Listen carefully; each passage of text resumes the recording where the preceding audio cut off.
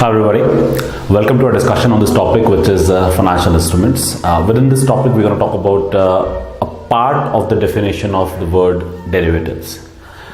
Friends, derivatives, as the name suggests, it has a value which is derived. It has no significant value. It has no value on its own, for that matter, right? So what happens is basically there could be some dependencies which would, when they take place, when they change, accordingly the value of this so-called as derivative is obtained. Okay, so we're going to spend some time understanding this term and look into it in terms of how should somebody be including the things in the scope of this term so-called as derivatives. Okay, the definition, the technical definition as given by the standard is, it says that derivative is a contract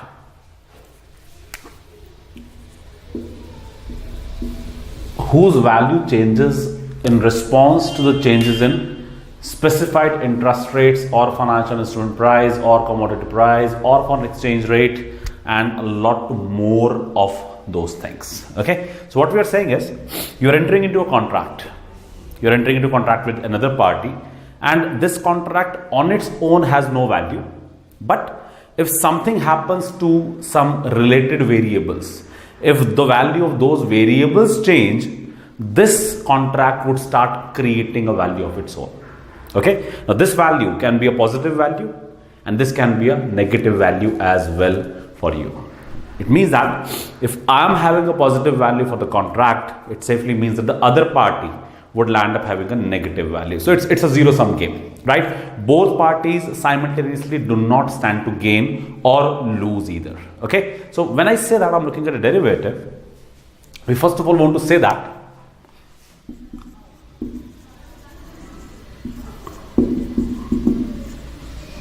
it has no value of its own. Okay, so when you are entering into a contract wherein you're talking about a derivative, we're going to explain that part as well in terms of what kind of contracts can become derivatives. Okay, but then when you are entering into the contract, there is no value of its own. Okay, think about it like this. Let's try to make it simplified. I'm saying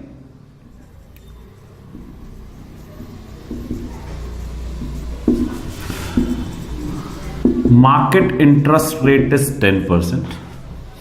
Okay, and then I'm saying further that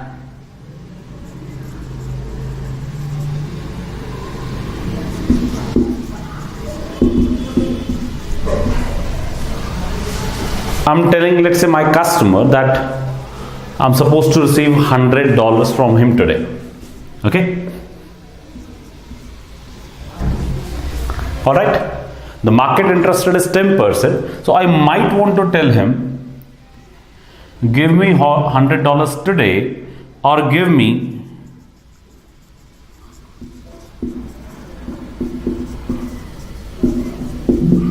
$110 after 1 year.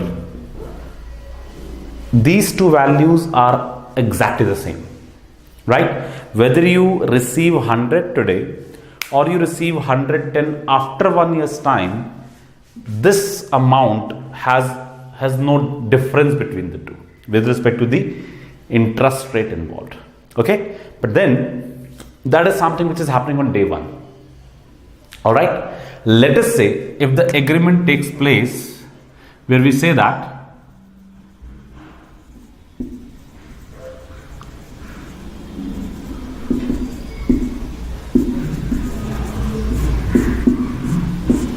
the amount receivable after 1 year is indeed $110, keeping in mind or keeping in view or thinking that this interest rate would remain at 10%, right?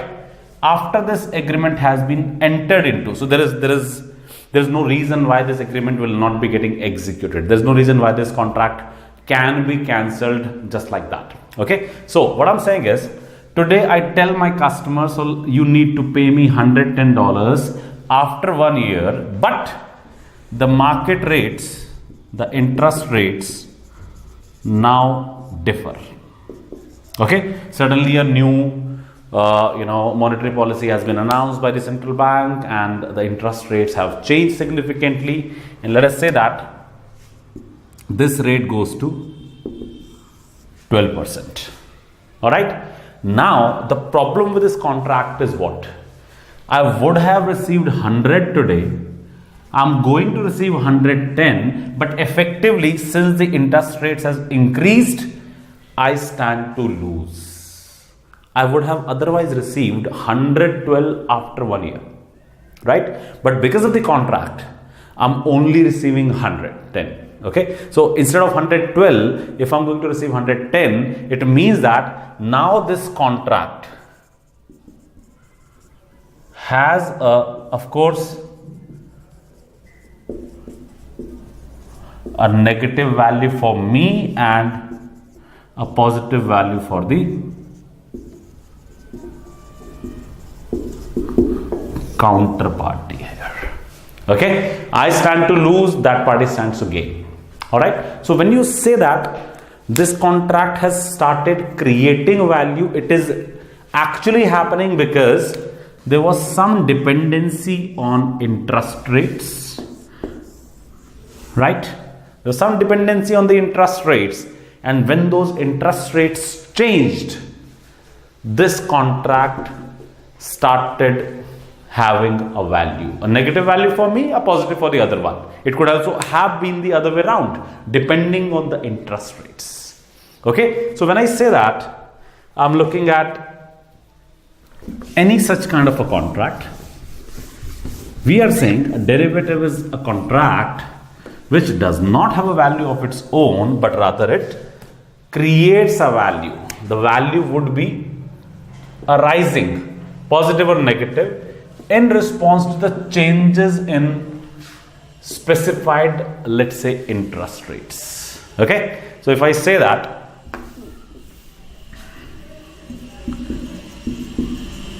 there is something like a LIBOR. Okay, so when that LIBOR comes, we are talking about the LIBOR would undergo a change, right? So if I say that I'm borrowing money at, let's say, LIBOR plus 2%, this is a variable rate. All right. So when this is the contract that I've entered into, and I say that I want to swap this to a fixed rate.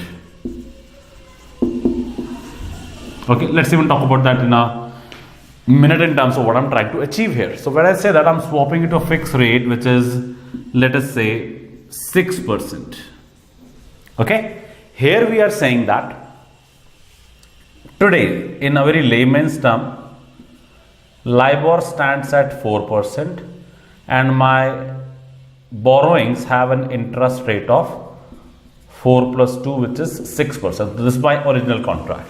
What I rather say to my bank, that I'm concerned if tomorrow the interest rates increase, right, which means that I would land up paying more, right? So there is a problem that I have, that my cash flows would start increasing. My cash outflow would be higher than I expect if LIBOR changes on a higher side, if LIBOR increases over a period of time. So what I'm telling my bank, or maybe another bank for that matter, that let me swap this variable rate borrowing to a fixed rate borrowing, okay, which again is the same as 6% here.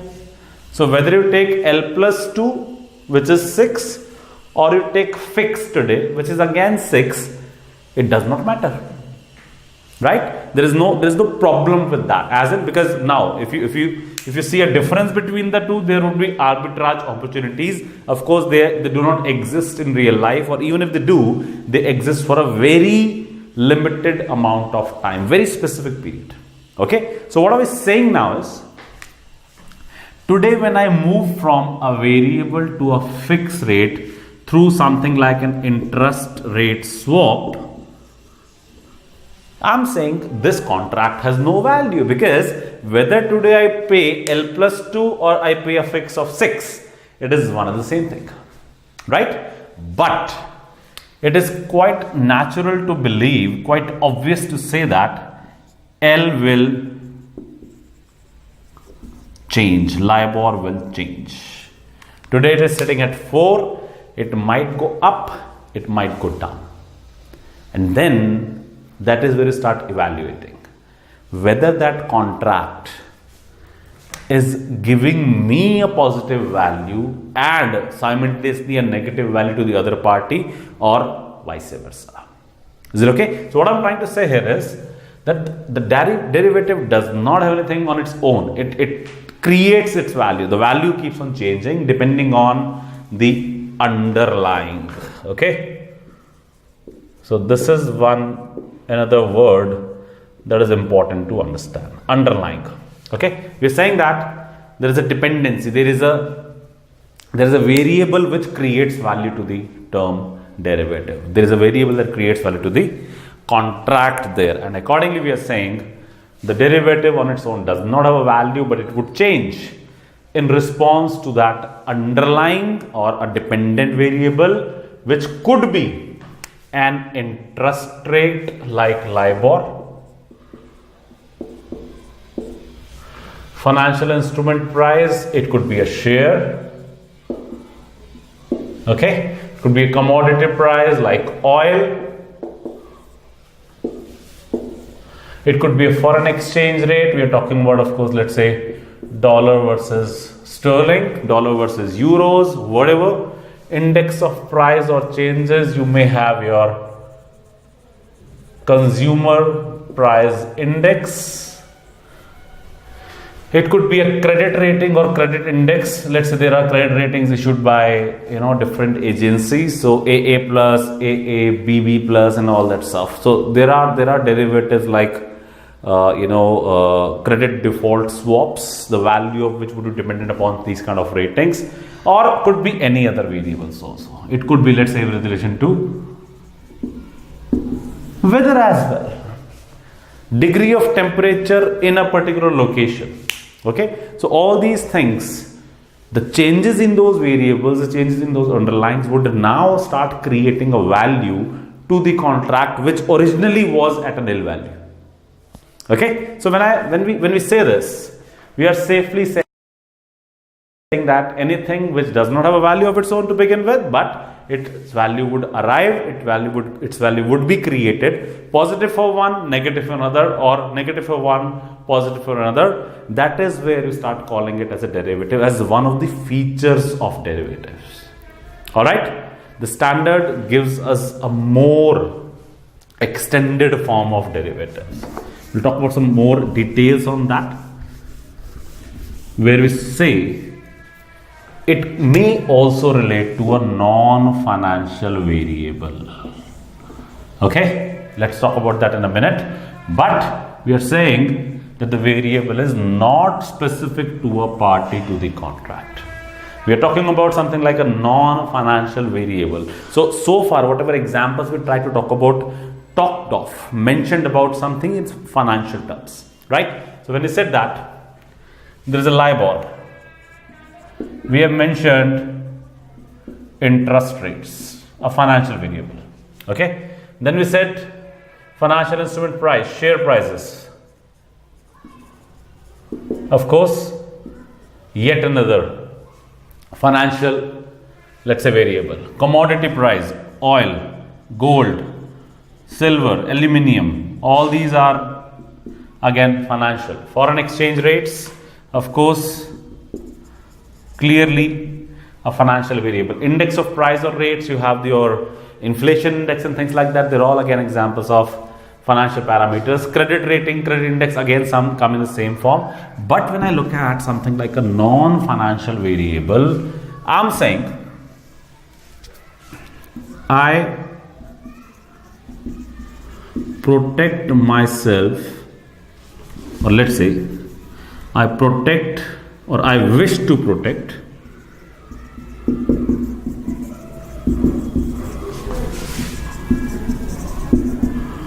myself against a loss of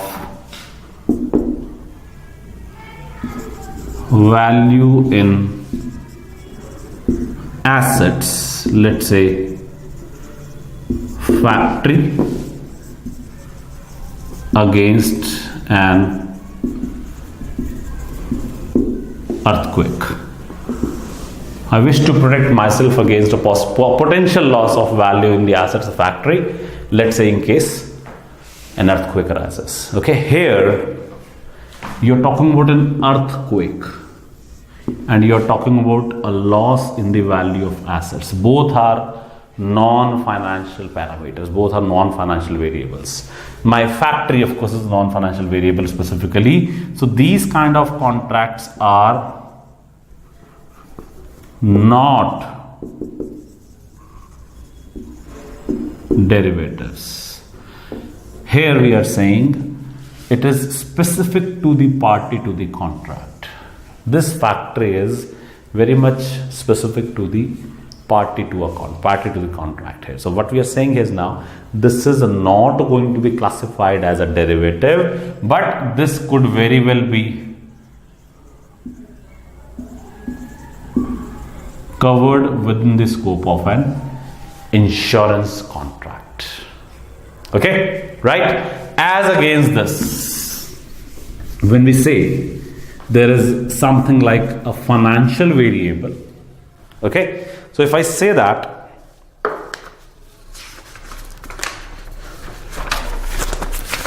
there is a company X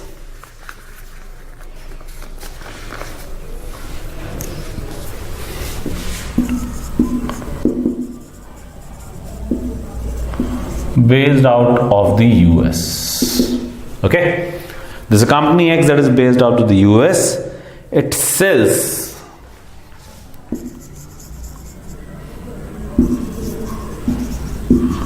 goods to customers in Europe. So it receives the money in euros there. Okay. Right? So here what we are saying is this company X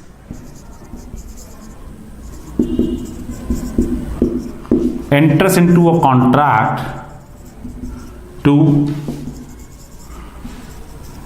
sell euros to a bank at a specified rate, right? So I'm a US based company, I need dollars back to me, but my customers are giving me euros. So I physically have euros with me, I need to give it to the bank and exchange them against dollars. All right. So what we are saying is it enters into a contract to sell euros to a bank at a specified rate, but then how many euros are you going to receive? That depends upon the volume of sales. Okay. So the agreement goes like this, depending on the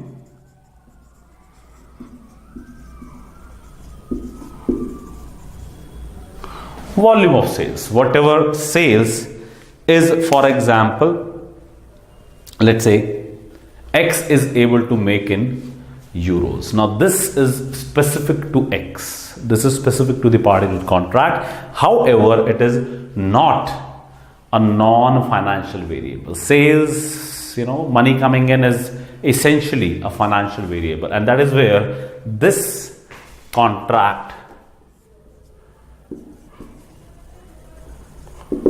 would be considered as a derivative. Okay, but then when I say the dependencies, when I look at the underlying, we are saying that there are two underlyings. One is the euros with respect to a particular rate, okay, and then of course the volume of sales. So dependencies in terms of how much is the volume of sales and what is going to be the exchange rate between the euros and USD would determine the value of this contract, would determine the value of this derivative here. Okay, so first thing first that we want to kind of talk about is we have different dependent variables, the change in the value of those. So there could be more than one dependent variable in a contract. So we're looking at the cumulative difference or cumulative change in those values to arrive at the value of a derivative, because a derivative on its own has no value. Right? So this is one of the attributes of derivatives that we need to understand, that we need to obviously kind of consider and discuss. And then there are obviously other aspects also, other characteristics, other attributes as well of the term derivative. So we'll be discussing that more in detail with the subsequent lectures on what is a derivative for us. Good so far? So that's from my side. Keep watching this lecture and do subscribe to our channel, which is ABC Learning. Happy learning, good day, and all the best. Take care.